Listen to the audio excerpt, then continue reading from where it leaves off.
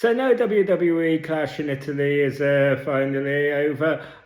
We can sort of dissect dissect it more here. I'm going to basically tell you what I liked about this event, what I didn't like about this event, and tell you how basically where I think what seeds have been planted and where we're kind of going to go from here. Because yeah, I think that this event did provide a lot of foundations. I think it did provide a kind of like a bit of a springboard for where we kind of go with Night of Champions and towards SummerSlam.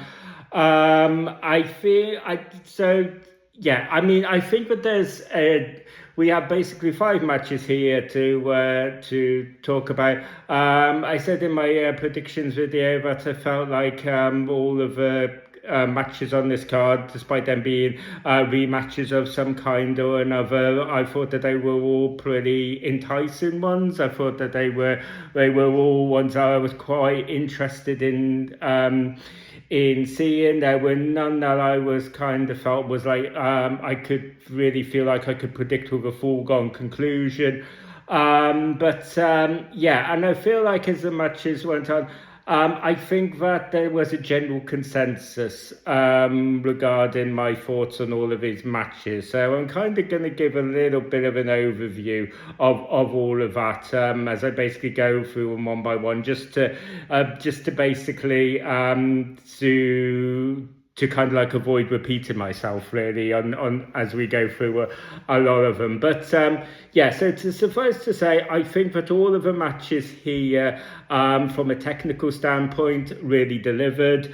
I think that yes, we did get some spots here, whether we some sort of like some, I don't want to say botches, but kind of like miscalculations kind of thing. I'm always kind of like being one of those that's been find it very easy to kind of like wave that stuff away. I'm not going to be like come in here and like sort of diss anyone, because it's human nature, right? It's natural. Obviously, when you're performing at a live event, and so much of it is kind of like dependent on kind of like split second timing. Of course it's going to be human error. Of course things are not going to go perfect all of the time, but I thought that all of the matches from a technical standpoint, from a pure sports entertainment standpoint, were really solid. I think that we had all of the matches here were given real time to breathe. So yeah, I thought that all of the in-ring work in all of the matches that we got here was really solid. Okay, so we basically opened up with Cody Rhodes against Gunther. I thought this was one of the harder ones to predict. I did end up getting this one right. We did have Cody Rhodes winning. We had him winning in somewhat contentious circumstances, where he basically delivered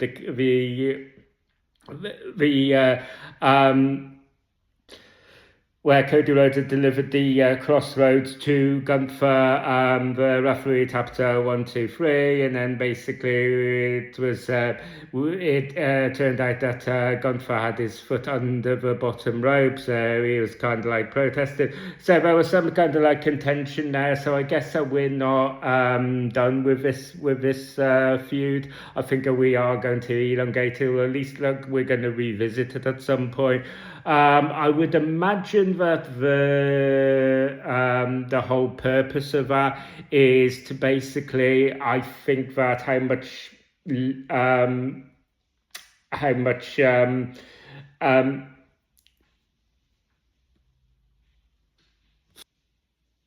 mileage that they get out of that really depends on the time frame for Randy Orton's injury and all of that, because I think that they are going to probably use this feud as a kind of a placeholder a bit, if you like, for that. So yeah, I can see it kind of being that. I think we could maybe get that rematch at Night of Champions or SummerSlam. Depending on, probably more likely SummerSlam, where we are probably going. Like I said, you can't really put a specific time frame on it because, like I said, I think it's all dictated really by Randy Orton's injury and what sort of time frame he has for returning. I think the match kind of like ends with Cody Rhodes and retaining, with Randy Orton returning, and basically, some people have basically said that if Randy Orton returns, it'll cost Cody Rhodes a title, but I don't really see that because obviously he did deliver the punt kick to Cody Rhodes. He's got that sort of beef with Cody Rhodes. He wants to come back for like number 15. So to kind of cost Cody Rhodes a title doesn't really make much sense when he wants to beat Cody Rhodes for the title. So I could see it sort of playing out in that way. Maybe even we're going down like a triple threat route there as well. Then maybe the end goal here is that we are going to get Cody, Randy, and Gunther for a triple threat. But yeah, I think that's kind of like the whole play here. I think that they're going to elongate this feud between Gunther and Cody Rhodes just as a kind of a placeholder to kind of like use a bit of filler, because I think a lot of the other big stars are kind of tied up in other storylines, other feuds, so that's sort of so it kind of like just sort of works as a little bit of a I don't want to say kind of filler feud, but that kind of like, I guess in a way, what it kind of like feels like until we can have like a Randy Orton come back. So yeah, we then moved on to Rhea Ripley and Jade Cargill, which I thought was another really solid match. We had a little bit of a miscalculation where basically Rhea Ripley had I think she had delivered the riptide. She was about to pin Jade Cargill, and then I think it was Michin was basically meant to put Jade Cargill's foot on the bottom rope, couldn't reach it, so at like 2.9 seconds Jade Cargill just thought, so that good, I just put her foot on the rope itself. Not that in the world of kayfabe that kind of man, because the referee still was wanted to send Michin and B-Fab to the back for interfering, although in reality they kind of didn't, because if you see it, like Jade Cargill clearly just ends up lifting her foot herself and pulling it there. Basically there's a little bit of an altercation here then with Michin and B-Fab kind of like getting sent to the back. This is where Charlotte goes back and basically gets some vengeance for all of the attack on Alexa Bliss last week. So we're basically going, so I think that's where we're going to go. I mean, in my predictions video, I kind of said that I kind of like hope that they kind of move on from this feud. I don't think that they are moving on from this feud. I think that this is going to get elongated, but at least it's evolving as it kind of moves forward.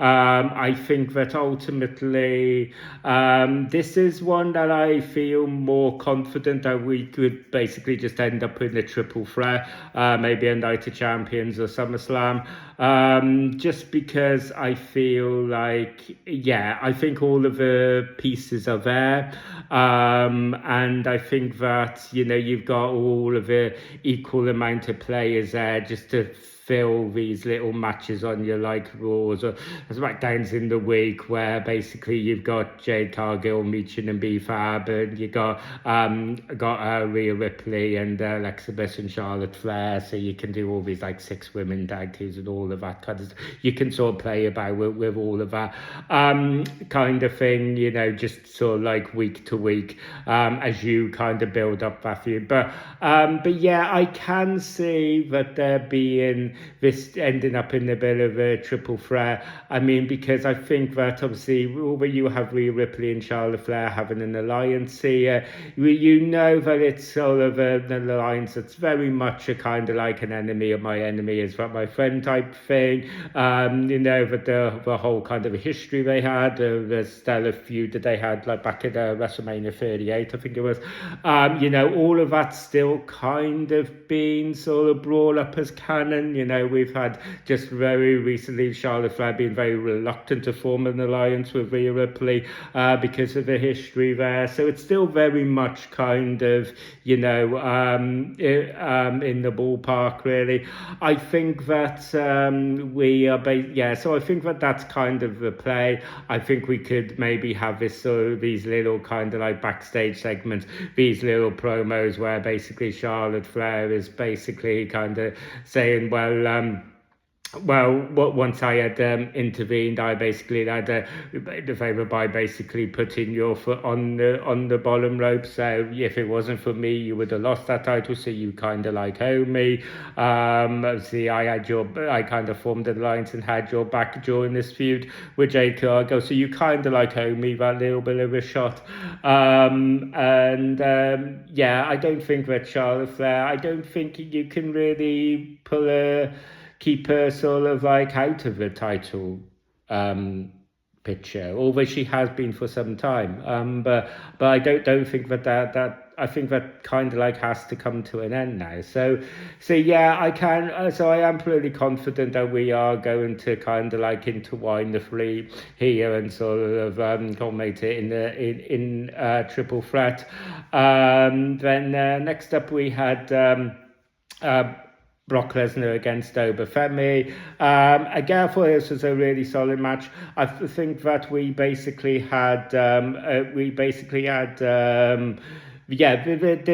as I kind of like predicted, we got this was longer than the match that we got at WrestleMania. I kind of like felt that we were going to get that. We were going to get a bit of more like meat slapping, and we were going to get more mileage out of it. We were going to get more kind of to-ing and throwing, more offenses. I think that they could have gone either way on this, but on my predictions video I did predict that Brock Lesnar was going to win, just because I think that there's although I very much said that kind of like reluctantly because I never want to see Oba kind of like lose. I think that they could just strap a rocket to this guy. So, but I do give validity to the kind of counter argument to kind of removing that allure going forward of Obafemi losing. And I think that if this was the one I was most confident that they are going to kind of like just elongate to SummerSlam. And I think that in order to do that, I think Brock Lesnar winning here just kind of makes more sense. I mean, I know people have been sort of going that you could have just had Oba win, clean sweep.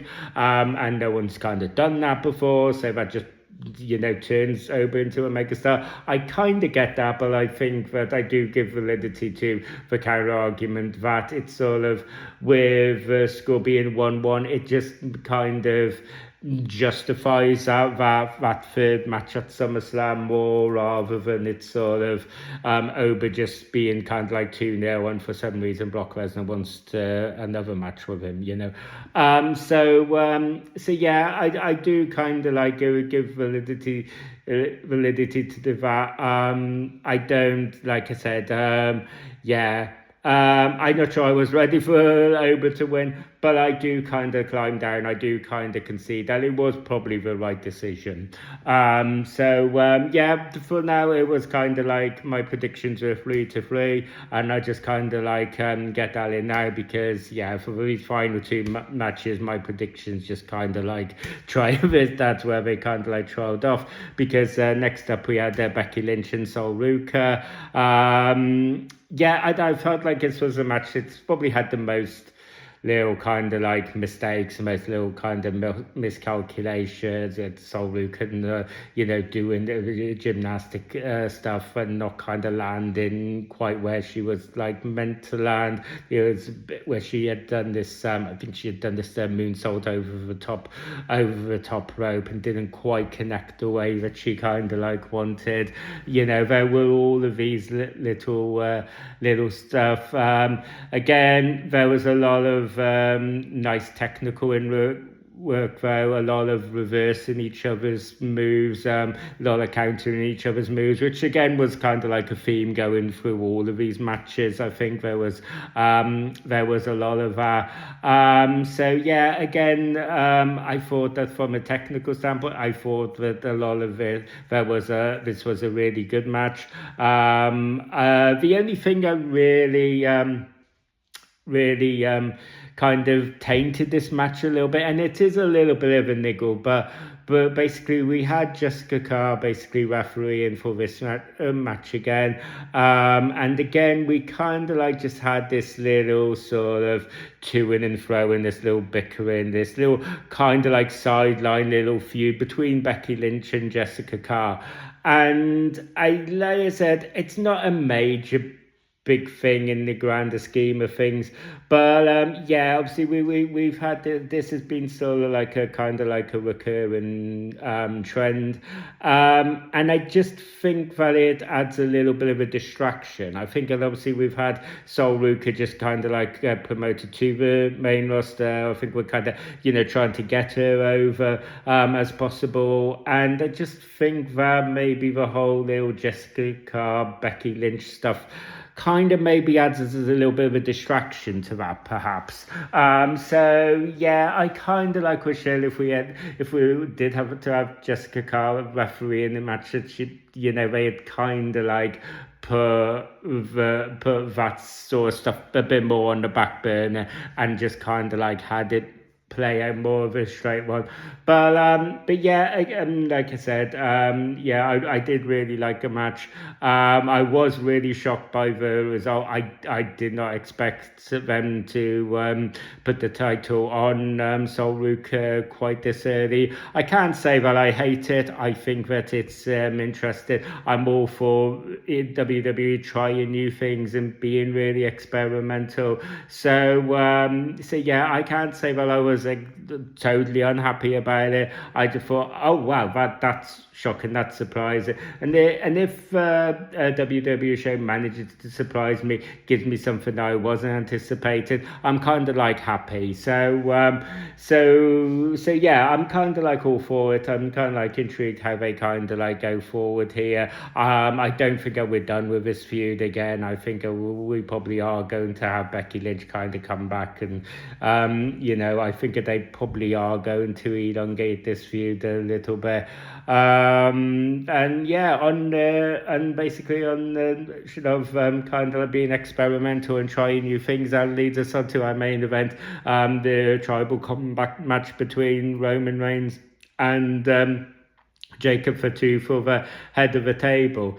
And this was a match that I went into really feeling not confident, but I was very set in my own mind that they should have Jacob Fatu win, just because I think it's the more interesting story that you could tell. I think that the idea of Jacob Fatu just kind of falling in line, even if they go the other way with the MFTs, I don't think that the character that they built up in Jacob Fatu really necessarily suits a faction. I think he is a bit of a lone wolf. That's the character that they built up.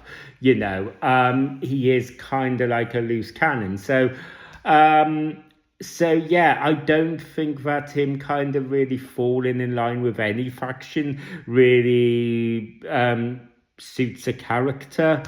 And I think that ultimately you could have told this other story of, Roman Reigns losing it all and trying to claw his way back maybe towards SummerSlam. And, so you could have told this sort of story of Roman Reigns trying to climb back to the top.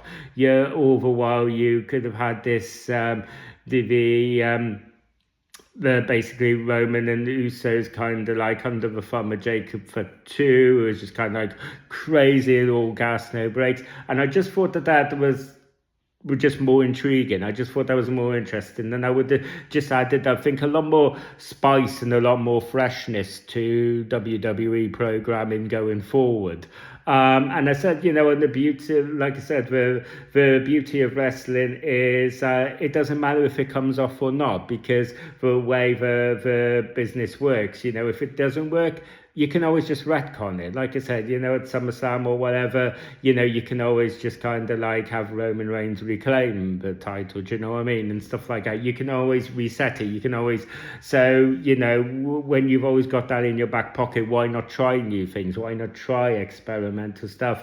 But at the same time, I wasn't really confident that they were going to into it. I predicted in my predictions video that Jacob Fatu was going to win. That was a little bit of wish fulfillment. That was me trying to put a little bit of wish fulfillment and positivity in the air, just trying to somehow kind of by some divine intervention kind of have it materialize. We didn't get that. I thought that the match was great though. I think it did utilize tribal combat rules. It gave everything that I kind of wanted to it. We got a lot of kind of like the balling going to the outside of the ring, going to kind of like backstage. We had obviously weapons come out and tables come out. We had all of these crazy spots. So yeah, I was a little bit surprised that this didn't end in shenanigans, but I'm kind of glad that it didn't, because again, I think that it just carries on forward that momentum for Roman Reigns from like his match with CM Punk, where, this is the little gripe where I felt like with the LA Knight promo stuff didn't quite land with me, because obviously LA Knight is saying, well, I'm fine with you, Usos, but I'm against Roman Reigns. I was like, well, why would you be that? And it's sort of like, he's kind of like saying, no, Roman can't get it done on his own. But, now he's kind of like dethroned CM Punk on his own, and he's kind of like, won a tribal combat on his own. So like I said, so I think that LA Knight is still going to stay in this picture somewhere. I don't know necessarily what role he plays there. I think that it's all a bit wishy-washy at the minute. I think that I hope they figure it out for LA Knight, because I think he's far too much of a bigger talent for them to kind of like have him just sort of be in no man's land, really. So I hope they kind of figure it out. Where we go for here, obviously the script says that now obviously Jacob has to kind of like fall in line and acknowledge Roman here on tonight's episode of Raw. We'll see. I mean, I'm kind of hoping there is some sort of like swerve here. Because like I said, the idea of Roman Jacob just kind of falling in line, it doesn't really interest me going forward. I don't think that necessarily is particularly intriguing. We did have this little bit of a stare off between the MFTs, who were kind of like in the front row. So I think that we had Roman basically said that he had something for Solo Sikoa as well. So I see the MFTs are going to play their part as well. As they're reminded by obviously the fact that Roman had beat Solo Sikoa for the head of the table, and Solo didn't acknowledge him. So we'll see how it materializes. But yeah, like I said, the script says that now Jacob has to fall in line, and yeah, I'm just hoping there is kind of like some sort of swerve here tonight with Raw, because yeah, it just doesn't quite land for me, I have to say. Yeah, I'm intrigued about where it's going ultimately, I think that when I judge these PLEs, Parliament judges it on the basis of has it got me pumped, has it got me intrigued and interested in checking out the next episode of Raw or the next episode of SmackDown or whatever. And yeah, for tonight's episode, yeah, it has got me interested. It has got me intrigued to see how they follow all of this stuff up. Um, so um, so yeah, we shall see. Obviously, we got the little King and Queen of the Ring announced as well here on the post show. A lot of big names, a lot of top contenders there. And the male side, we got Obafemi here, we got Bron Breakker here, we got Seth Rollins, we got Trick Williams. We had Liv Morgan kind of like inserting herself in the Queen of the Ring, although she's a champion, she just kind of like going for it all. So sure, why not? I mean, I'm just glad they're doing something with Liv Morgan, to be honest with you, because yeah, Jesus Christ, for a women's champion, yeah, like I said, I've said this before in my Raw reviews. Yeah, just always Stephanie Valkyrie has been injured. Do something with Liv Morgan, for crying out loud. You know what I mean? So sure. I think that it serves WWE quite well in the sense that they're able to kind of like utilize it in that way, and a lot of it that are kind of falling through the cracks, they can just kind of like insert in here. So yeah, I think that we probably are going to get. We had a little bit of a tease between Roman and Cody, but I don't think that they're going to pull the trigger on that.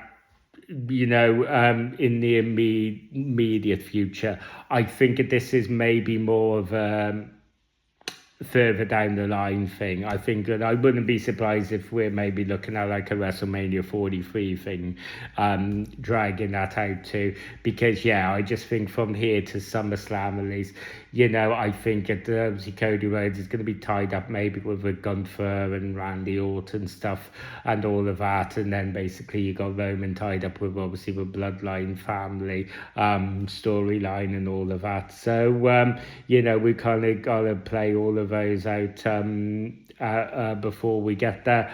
So yeah, I mean, I can probably see. So I can probably see the winner of the King of the Ring going after Roman Reigns here.